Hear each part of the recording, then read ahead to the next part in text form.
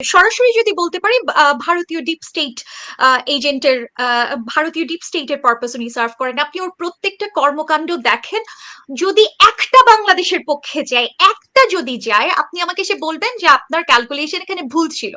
আমার সাথে যেহেতু ব্যক্তিগত যোগাযোগ পরিচয়, উনি আমি সে সময় বসনিয়াতে থাকি, উনি আমার বাসায় এসছেন, আমার ওনার সঙ্গে সামনাসামনি কনভারসেশন যেটা যেটা কলার আইডি থেকে আমি দেখতে পাই, উনি আমাকে বলছেন আমার ওয়াইফ ফোন করছে, আমি দেখতে পাচ্ছি উনি ইংরেজিতে কথা বলেন, হিন্দিতে ভেঙে ভেঙে কথা বলছেন ওয়াইফের সাথে, এবং সেখানে কলার আইডি দেয়া। ওয়াইফের নাম্বার কেন আপনার কলার আইডি দিয়ে, ট্রু কলার দিয়ে বের করতে হবে?